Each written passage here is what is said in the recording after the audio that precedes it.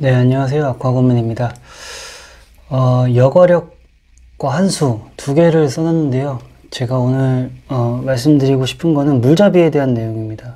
그래서 왜 물잡이를 하고 물잡이가 필요 없는 경우가 어떤 경우인지, 그리고 물잡이 고기를 다른 데서 사서 넣으면 안 되는 그 이유에 대해서 한번 제가 아는 대로는 얘기를 한번 해보겠습니다. 우선은 물고기를 키우는 많은 사람들이 이 두 가지 방식으로, 혹은 이 두 가지를 혼용하는 방식으로 물고기를 키웁니다. 첫 번째는 여과력을 활용해서 물을 깨끗하게 만들어주는 거죠. 흔히 얘기하는 여과기나 이런 것들을 사용하는 방식입니다. 그래서 우리 어항에는 항상 이 여과기가 있죠. 두 번째는 환수입니다. 환수를 주기적으로 해줌으로써 여과를 해주는 거죠. 그러니까 똑같은 얘기입니다. 물을 어떻게 깨끗하게 해주냐, 그 차이죠. 그럼 왜 여과를 해주냐? 고기가 사료를 먹고 응가를 하거나 아니면 사료 자체가 부패가 될 경우에는 이렇게 유기물이 생깁니다. 그리고 이 유기물은 암모니아 독성으로 변하고요.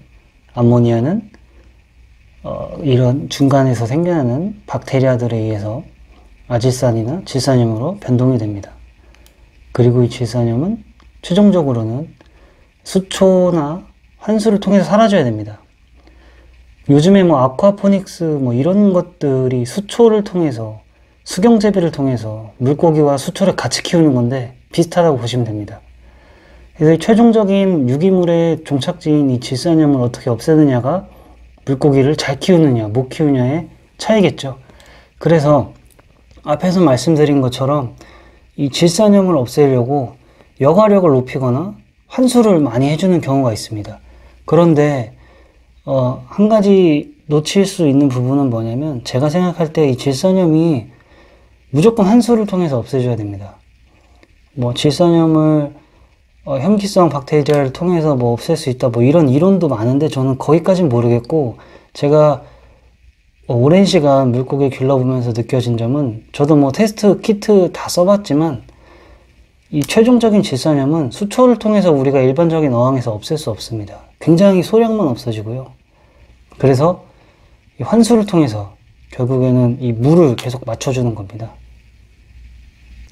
그러면 여기 여과력은 뭐냐? 그럼 여과기가 필요 없지 않냐라고 할 수도 있겠지만, 사람은 매일매일 물을 갈아줄 수 없기 때문에 어느 정도 적당한 수준의 여과기가 있어야지 이 1번에서 2번 과정이 이루어집니다. 그리고 2번에서 3번 과정도 이루어져야겠죠. 이 두 가지 과정을 이 여과기가 한다고 볼 수 있습니다. 그리고 어항 내에 존재하는 박테리아들이 중간중간 생겨나는 거죠. 그래서 여과력은 절대적으로 필요한 부분입니다.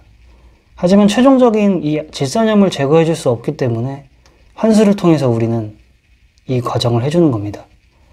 그래서 우리 사육자가 할 수 있는 최선은 어항에서 할 수 있는 여과력을 최대한 높인 후에 주기적으로 환수해 주면서 질산염 수치를 계속해서 낮춰주는 방법을 사용하면서 고기들을 건강하게 길러낼 수 있습니다.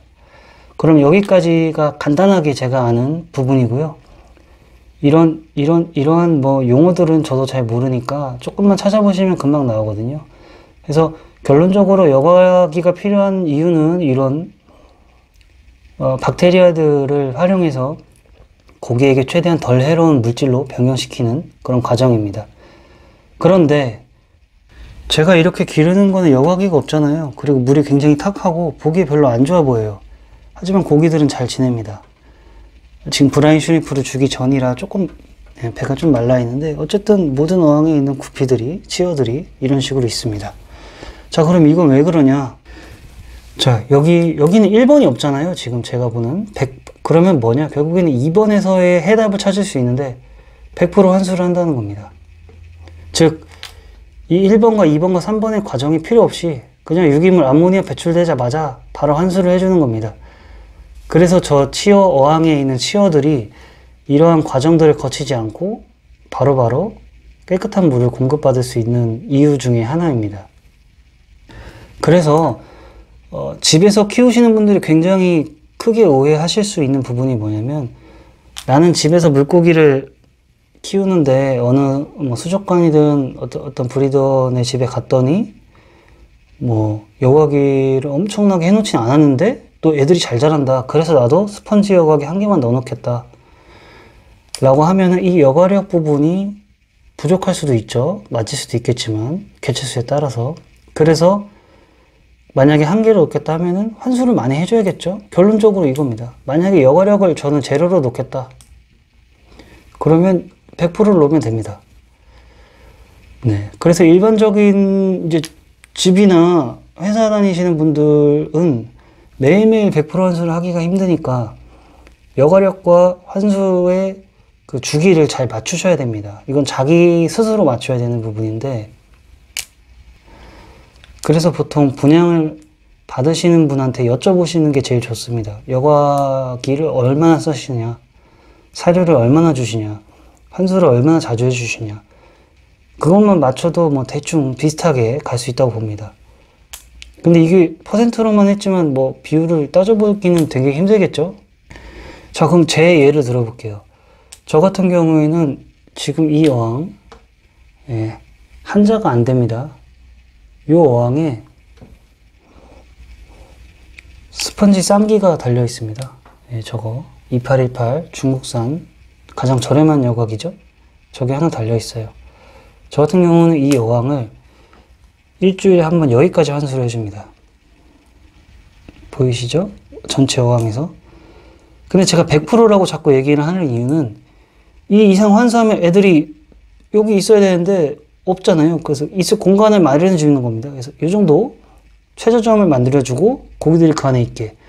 왜냐, 환수물이 굉장히 천천히 떨어지기 때문에 얘네들이 또 공간이 조금 스트레스를 받잖아요.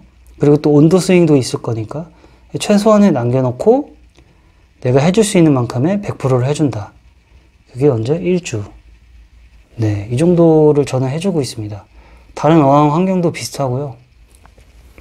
보통 이제 집에서는 요만한 크기에서 많이들 키우시니까 30cm, 30cm, 높이 30, 옆에 30, 뒤로 45입니다. 써보겠습니다. 30, 30, 45항입니다.